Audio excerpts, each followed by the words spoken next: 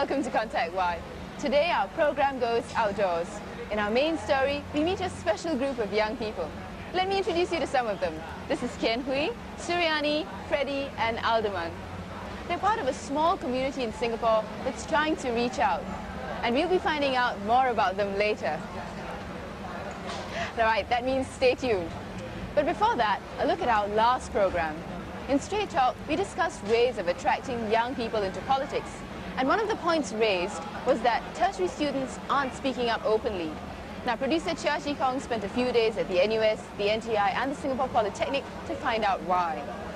Now, you can't have it both ways. You can't have people who are willing and aware and interested and yet tell them you don't participate unless you join a political party. Well, I'd like to add that apart from feeling that you can speak up, you can present your views, it is necessary for the students to know, anyone who presents their views to know that their views would be taken into account. I think it's a long-term approach and it needs to be looked into. Teaching people how to speak up, be responsible for their views, knowing how other systems work. Where can I learn, where can I adapt, which do I check out? It's fine-tuning the system. As they learn how to argue, as they learn how other systems work, apply, adapt, then we have a maturing of political thought. The reluctance to come forward with their views, is it because there are no views or is it something else? I think the government should provide more avenues for us to speak out, and the government should also let us know that it's okay for us to speak out. We won't look foolish or anything, and I think in this way more people will want to step forward and express their opinions. I feel that the students would be more willing to voice their opinion if there's a trust between the government and the majority of the students. The undergrads are not very interested in politics is because, the government comes up and say that, we should be open and so on. But at the same time, there must be some conscientious effort on the part of the government which must be taken, So, as a guide for us to follow, If not, Singaporeans being kiasu would not take any actions on their part to get themselves involved in politics. The general feeling was that it is worth speaking up only if their voices will be heard, and that at present the signals from the government are not clear enough. However, some student leaders disagree with this sentiment. I think the policymakers have sent out signals to the whole of society and they want to listen to everybody. I don't think the undergrads form any exception. There is a specific link between the Students' Union and the policymakers, because as president of the Students' Union, I sit in on the National Youth Council. This link is mainly restricted to the subject matter on what is stated in the agenda for discussion in such meetings. Yes, you can speak out freely. Whether the students' views are heard or not, over the years there have been more public forums organized by the unions and the various associations with the hope of getting students to speak up. Do you foresee the disposal of the Internal Security Act? We create political awareness through a series of activities like the forums and quizzes and also opinion polls. And for the forums, we brought in Dr. Lee Siew Choh last year, and earlier this year we have Mr. Lee Kuan Yew himself. But even with these forums, there seems to be the feeling among some students that there are still undue restrictions. What topics to choose? What can be said? Who can be invited?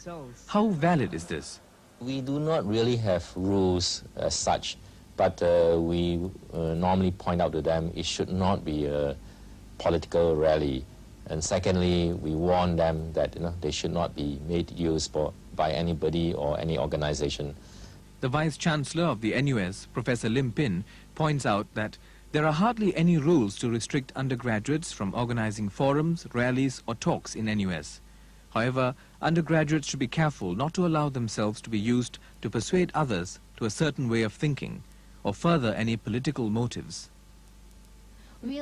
So the official position is that there are hardly any restrictions on campus forums, rallies and talks as long as they are not used to further political motives. As for clearer signals from the leadership, the leaders do want to hear their views. It's been said many times by persons such as the First Deputy Prime Minister that he wants a more participative form of government. I know that many young people and groups of young people have expressed views at various forums. I think it's a question of expectation. If they expect that as a result of making a point, there will be reaction, immediate reaction, changes in policies and legislation. I think this is not the way things are done. I am quite disappointed that this issue has been brought up so many times, and we are just talking around the issues. We are not actually coming to the issue itself. We're just finding excuses for not speaking up. Excuses like there'll be retribution, they will be put behind bars if they speak very strongly against the government. I think for too long we have heard these excuses. And if the students really feel for certain issues, they must come up and speak. Well, the ball is now in your court. If you're planning to organize a discussion group to talk about current issues, let us know about it. And now for what I promised you earlier. The discotheque, a favorite social haunt for the young. They get a kick from the raw rhythm of the beat. But what if you can hardly hear the music? Would you still enjoy dancing?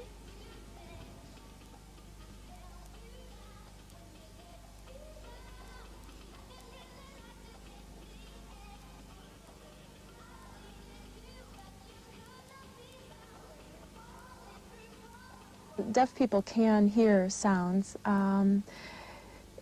There's different degrees that they can hear. I've met only one person that can't hear anything. Every deaf person that I've tested hears something. But whatever the level of their hearing, some have found the drive to take on challenges that many hearing people wouldn't dare. 24-year-old Tiong Leong has been deaf since 10. He's just returned from a 3-month conquest of Northern Australia as part of Operation Rally. My most memorable thing is that I canoed down a crocodile-infested river, and at the big and most dangerous high waterfalls, we were capsized in the water. The lack of total communication resulted in misunderstanding. So I managed to overcome this problem by reading and lip reading and writing on what I wanted to say. This adventure and experience helped me to build up my confidence and self-awareness of the world around me.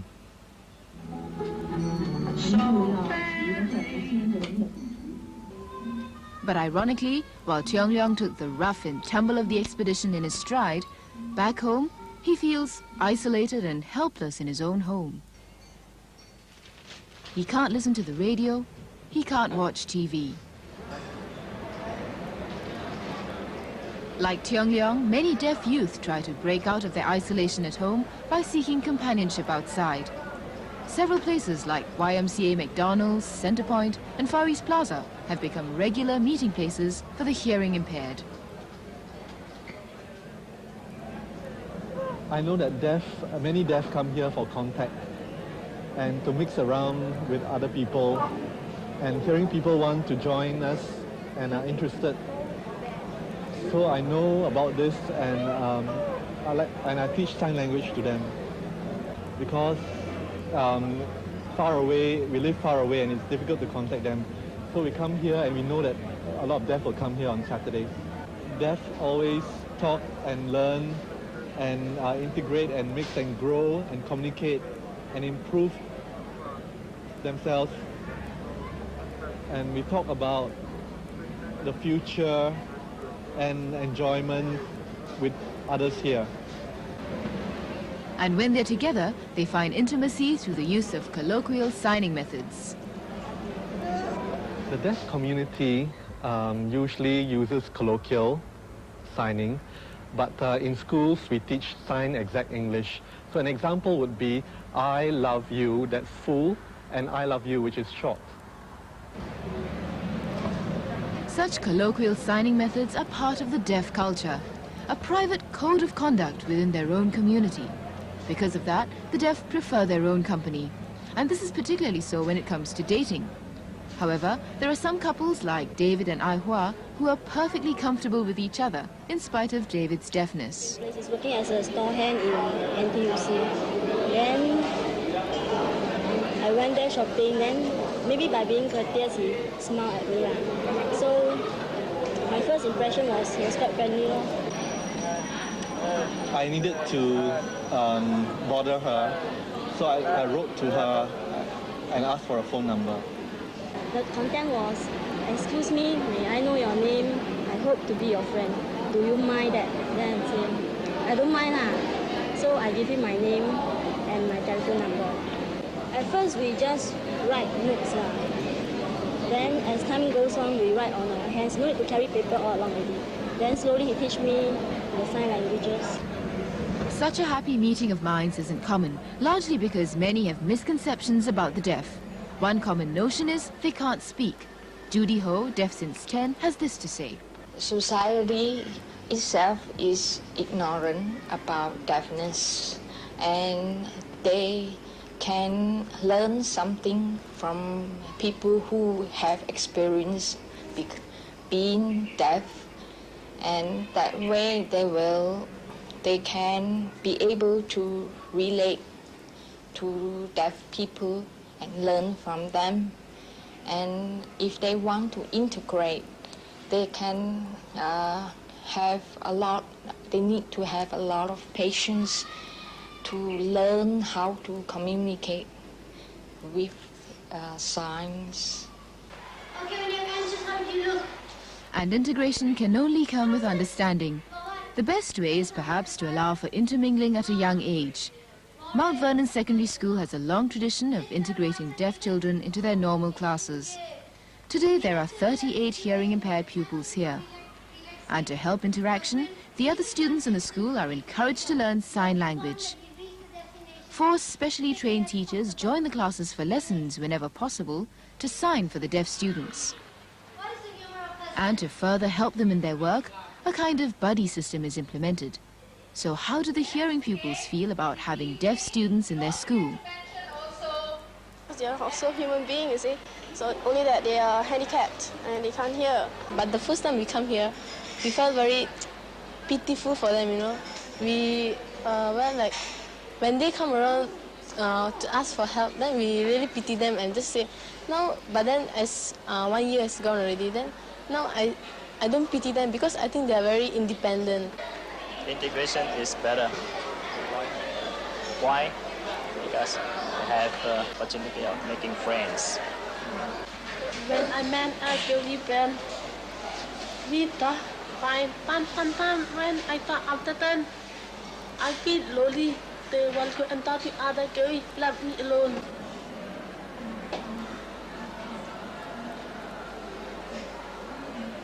We need more teachers to interpret for us.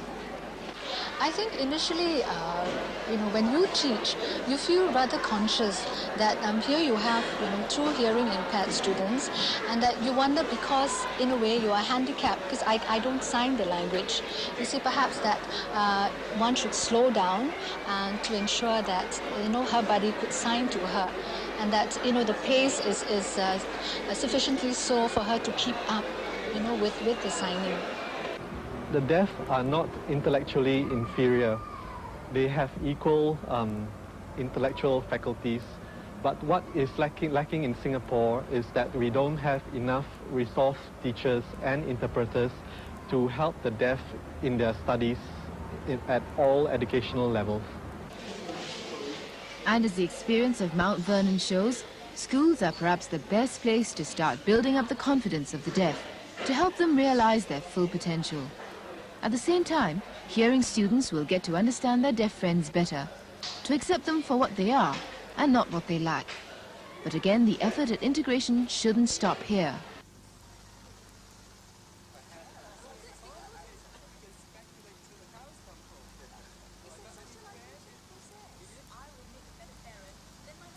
Do not adjust your TV set. This is just a demonstration to show what you'll probably hear if you're deaf. It's clear that without captioning, it's very difficult for a deaf person to understand what's going on, and understandably, it can be very frustrating. Recently, the US Congress passed a bill which requires most television sets 33 cm or larger to be equipped with a computer chip that provides the caption service at a push of a button. Captioning on the television has been used in the States for 10 years now, and in 1989-1990 television series, or season, prime time, all the shows were captioned. The deaf person has to have a decoder that plugs into the TV, and then if the program is captioned, they get it. There were no captions for me to read, and I cannot lip read the mouths of the announcers on TV, so I lost touch with what's happening in the hearing world. It is hard for me to ask someone to explain what is in that program, what they're saying. All that frustration comes in.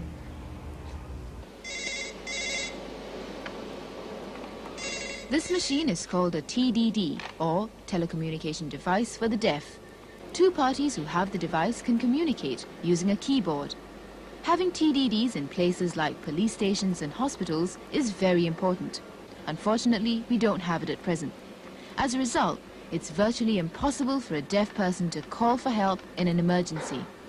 To the deaf, this is but another indication of how society views them. Society sees us as second-class citizens because we are just a minority that needed help from the hearing world all the time. But really, we don't need sympathy, or we only want them to understand how to communicate with us and share with us. I own people and their positive attitude. They might not know how some people think that we are dumb and stupid. Willing to learn deaf culture and to interact with deaf people. I hope there's cooperation between the deaf and the hearing people. I hope people will learn sign language to communicate with the deaf.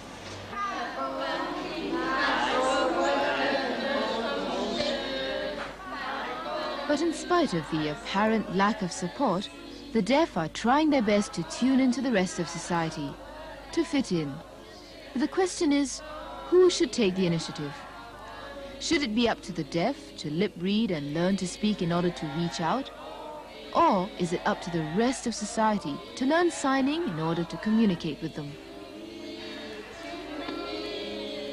Both parties need to work on that. Of course, it is easier for the deaf if they learn some lip reading and develop some speech. That's very difficult, but I think most do acquire some skills in that area. And of course, I think the public needs to recognize the difficulties deaf people have and also their abilities, and that it isn't so difficult to overcome, and that a little bit of sign language is easy to learn and fun to use, and it makes the communication both ways much easier.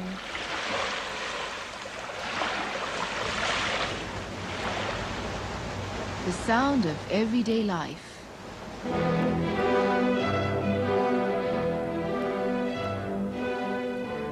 The quality of life enhanced by sound.